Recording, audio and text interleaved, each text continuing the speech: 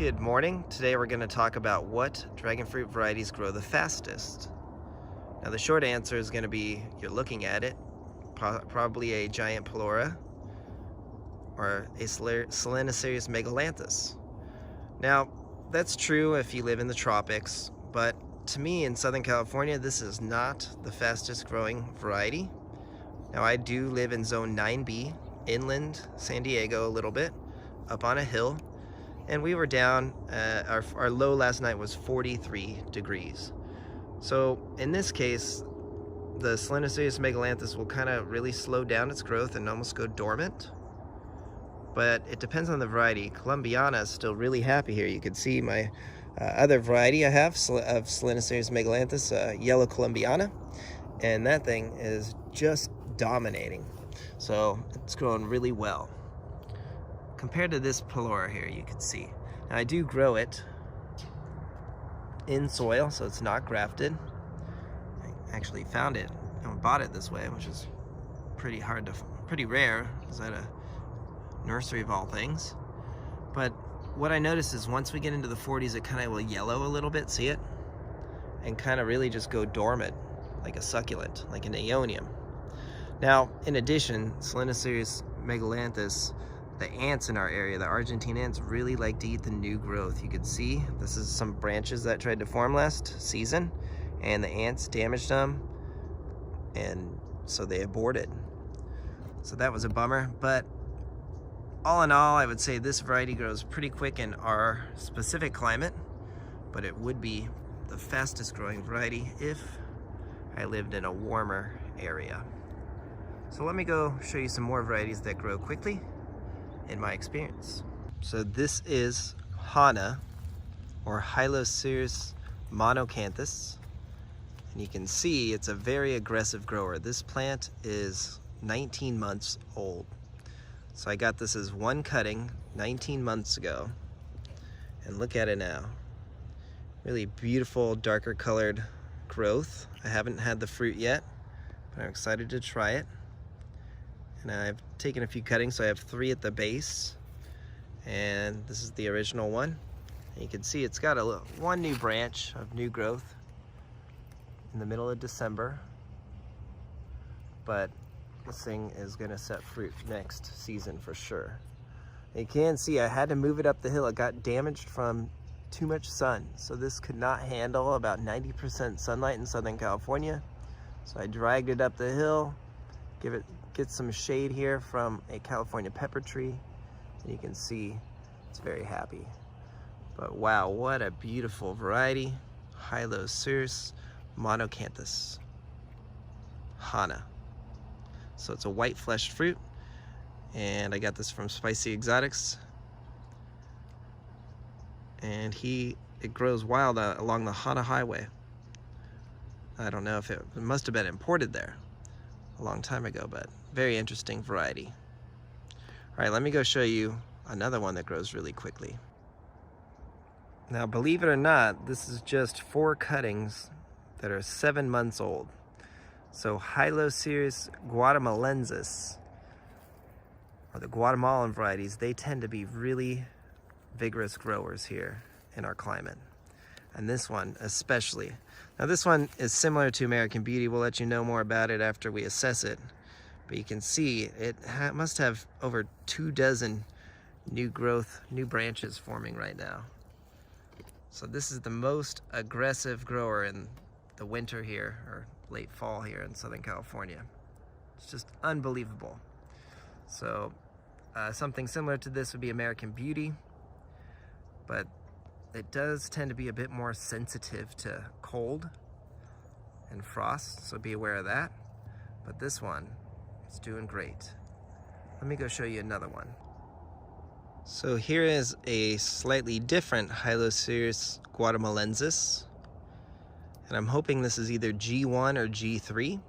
And I've had these 4 cuttings for 9 months. You can see that they're rather large, thick cuttings, and they're just doing great. Now it's not quite as vigorous of a grower as the last one I showed you, and it's a little bit different. The spines are different. But you can see it did get a little bit of sun damage from the heat as well. But it bounces right back. And this one doesn't have quite as much growth as the other one I showed you, but very, very vigorous growers. So at least in my experience, I would say in my specific climate that Hylocereus guatemalensis grows the fastest where I live. I mean, that's just 9 months. So this is Hylocereus undatus, or white flesh dragon fruit, and most are very, very vigorous. You can see here my Thai white grows really, really thick, and this thing is only 15 months old. But wow, that one is probably the fastest grower of the undatus I have. Now this one, I got at Home Depot for $5. It was at the sick table 2 years ago last winter, and you can see it's just a great aggressive grower, and I expect fruit from it next season. Most of these undatus will like less sunlight. They don't like to be in full sun, and they get a bit damaged. And so I like to grow them with a lot of shade in the either morning or afternoon. You can see here David Bowie. That one definitely is a slower grower in my experience. It looks a little bit different. It is a Hylocereus undatus as well, but it just takes its time. It's not as rapid as some of these other ones that we have here. So I'm excited to see this fruit next year. There's been so many white fleshed dragon fruit cuttings that have just been spread out for the past 100 years or so, from the French and Polynesia and everywhere else. So there's a lot of variability on these cuttings. I even have a white fleshed undatus that appears to be self-sterile, so they are not all self-fertile, FYI. All right, let's go talk about hybrids now. There are some very vigorous growing hybrids that I want to share. So this is Purple Haze, one of Paul Thompson's infamous hybrids, and he crossed Rixford, which is a Hylocereus guatemalensis, with Nitzel, which is a Hylocereus undatus, and he got some really beautiful, high-quality fruit from these hybrids, which are very vigorous growers as well. You can see Purple Haze, I'm going to say is about 18 months or so, maybe 16, but very, very vigorous, lots of winter growth, and it's doing great. Now hopefully you've seen our Dark Star. That thing is a little bit faster than these other ones. That is definitely the fastest, most vigorous grower besides those Guatemalans I showed you. And then also we have Cosmic Charlie here, which is growing really well in our climate too. So Cosmic Charlie, Purple Haze, Dark Star all seem to be very vigorous growers in my climate, my experience. And I know I usually don't like to mix varieties, but I have Cosmic Charlie's father here, which is Nitzel. So I kept them together just to see how they do. And so here's a white flesh variety, Nitzel, growing with Cosmic Charlie. But definitely vigorous growers doing really well. Let me go show you some more hybrids. So here's another vigorous grower in my experience. This is Natural Mystic, and it's actually a Hylocereus polyrhizus crossed with a Hylocereus undatus. So that undatus DNA has really kind of sped up the growth in this variety, in my opinion. You can see it's just doing really, really well. Reaching for the stars. So I would definitely say that this one grows faster than a traditional polyrhizus with really, really long branches. Hopefully you can see how long they are. So I'd recommend, if you want a fast growing polyrhizus, maybe try this one out, even though it's a hybrid. And you can see why. All right, let me go show you one more. So this is Bruni, Hylocereus stenopterus crossed with Hylocereus undatus. And you can see, compared to the others, Connie and Kathy, this one grows the fastest, in my opinion. So lots of new branches into the winter. And hopefully you saw earlier that this plant had tons of new growth last spring down here. Now I did take some cuttings and I left a few, but it had shot out like 9 or 10 new flower branches, if I remember correctly. So definitely would say that this deserves to be on the list. I've been impressed with its growth. I've only had it about 14 months, I'd say. This one is harder to find, probably because of its purple flowers. Today I'm going to talk about some of the slower growing dragon fruit varieties in my experience. And you can see here, first on my list is Hylocereus ocamponus, El Grullo. Now, I do need to mention that I live in Southern California, inland, and zone 9B. And this winter has been rather mild, low in the 40s, and in fact we hit 81 degrees earlier this week. So you can see this branch is still growing, it's got growth, and some of the positive things about ocamponus are that it has exceptional sun and cold tolerance. You can see it produces that nice powdery protection on the new branches, which will fade in time, as you can see on the older branch here, which is the cutting. Now, I got this one about 16 months ago, and it was already 6 feet rooted, and it's just focused its energy on a few branches this season, although they did get quite long. In addition, I really like the fruit, and they say this plant is an Hylocereus ocamponus tends to be a great pollinator, so great for cross-pollination. Now you can see it did get a little bit of yellowing here, which is typical, and that will fade as the next spring. Usually will kind of fade out a bit in the winter, but will usually go away all the way in the springtime. Now you can see a couple negative things about this plant. Our first, here's San Lorenzo, and you can see another variety I have of unknown ocamponus, and they all tend to produce new branches at the base of the cutting. It's just what they do. You can see that trait has carried over to Valdivia roja as well. Plenty of new growth at the base of the cutting, not so much at the top. And then even it carried over to Tricia, which is a hybrid of ocamponus. And you can see that trait carried over onto that plant, and that plant even aborted its new branch, which is really surprising once we hit a low of 40 degrees. So that's basically kind of the bummer about this plant, is it's just going to take an extra season or two to produce nice fruit. Now, with that said, you've seen I've gotten lucky with some mature cuttings that produce fruit, but I don't think those are the best examples of the variety. So I think the bricks and the taste and flavor will improve as the plant matures. So let's go talk about Hylocereus polyrhizus. Now, I forgot to mention my Selenocereus cauniflorus crossed with Hylocereus ocamponus did not carry over those traits of new branches at the bottom of the cutting. You can see it does get some of that sun protection, the powdery residue, which is awesome. Sun and cold protection, I should say.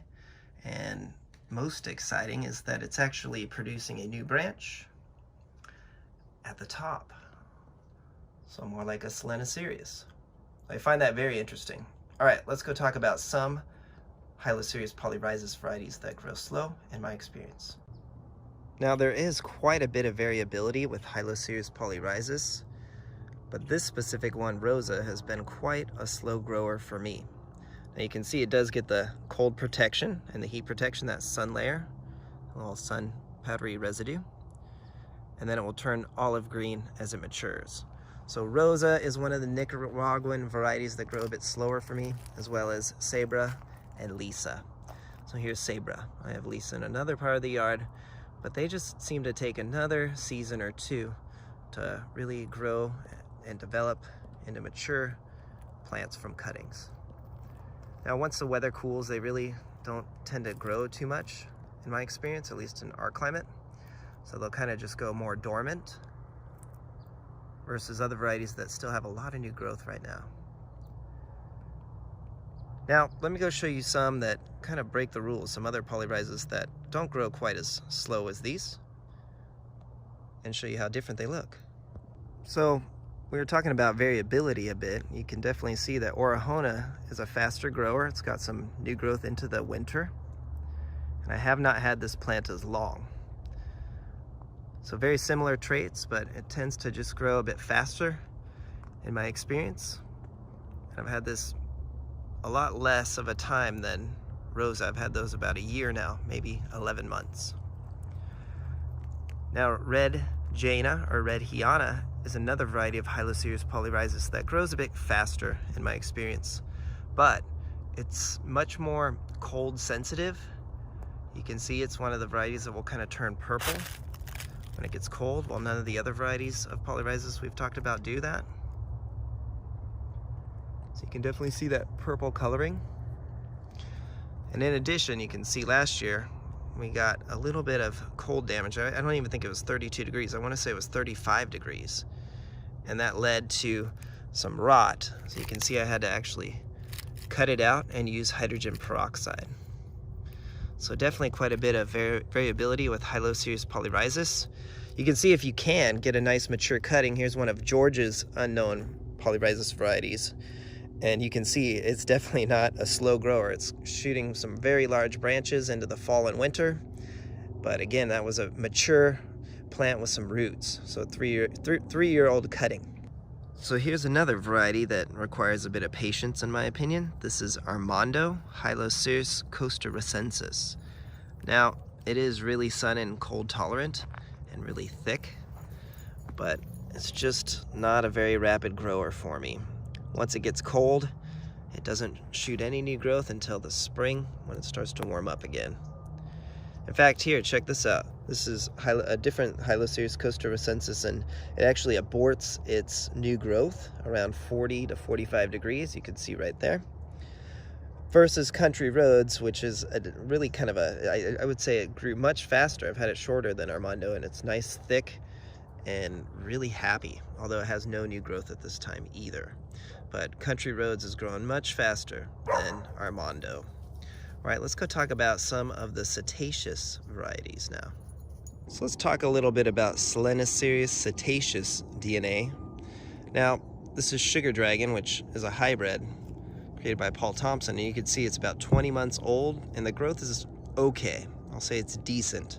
So not slow, but not fast in my experience. And it's a very unique variety here. Here's a Pink Panther, which is a cetaceous hybrid, and that one has plenty of winter growth and is probably one of the fastest growers with cetaceous DNA in my experience. Compared to this one, here is my Slowest cetaceous that I got from Spicy Exotics over a year ago, and it had great growth. Everywhere I read, it said that it could take a lot of sun, and boy was I wrong. I'm back to square one. This thing was really damaged. I had to cut out some rot. You can see here and here, but it's bouncing back, and it did root really quickly. Now on the other hand, you can see this one is our graft of Sugar Dragon, and it's been over 1 year. It's been actually 13 months now, and this still has not rooted. So I've had a few mature Sugar Dragon cuttings that just are very stubborn to root. So be aware of that. But I've also had younger Sugar Dragon cuttings root almost instantly. So very interesting DNA. Here is a Voodoo Child, which is very similar, if not, some people say it's the same as Sugar Dragon, but we'll see. However, I did notice that Voodoo Child tends to have some growth in the winter, continues to grow, where all of my Sugar Dragon cuttings have basically ceased once we got into the 40s. So there is variability, and obviously these are not pure cetaceous DNA, but in my experience, it's just you need to be a little extra patient with it, maybe an extra season, but in time they will get quite vigorous and become an excellent addition to your garden, especially because they are great pollinators, and they're often, or I think they're almost all, self-fertile. All right, let's go into the greenhouse and wrap this up. Look at that lovely dog, Kiki. Okay, so we're in my unheated greenhouse, and you can see I have a few more slower growing varieties in my experience. Here's another Sugar Dragon. I had this since June. I scored it, applied rooting hormone, and still no roots after 6 months. So I'll be patient with that one, and I expect some roots next season. Okay, so here's a yellow tie. Now, Slowest megalanthus DNA can be a bit of a challenge to start growing, at least to get it to root, but however, once they root, they'll grow quickly. So this one took me about 6 months to root. It really needs that heat in June, July in our climate for them to really root and start growing. Now you can see here, Desert King, I got this in the fall, and so no roots yet. So I just need to be patient. You can see I also have Frankie's Red and Yellow Cross 68. Both of those were slow to root for me, and they didn't root until the weather started to warm up. So unless you have a heated greenhouse, you're gonna have to be a little bit patient with those varieties, in my experience, at least getting them to root. Growth-wise, they should be a bit more rapid. Hopefully next season they'll kind of catch up. Now last but not least, you can see these are two of George's plants. George's Unknown, number 15, and this one's number 3. I think they're a little different. They have some different colors and slightly different traits, but they look overall similar. Maybe some, this very well could be something called Panama, some of the older varieties that we're growing in Southern California that I've collected. And George was pretty eclectic and likes some unique varieties. So these ones I have both rooted and no growth this whole season, so in 6 months. So we'll see what happens. I'm gonna just take good care of them and hopefully they'll grow. So there you go, I hope this helps. I wanted to let you know some of my experiences with some of the slower growing varieties of dragon fruit. So give us a like and a subscribe. Have yourself a wonderful day. Thanks for watching.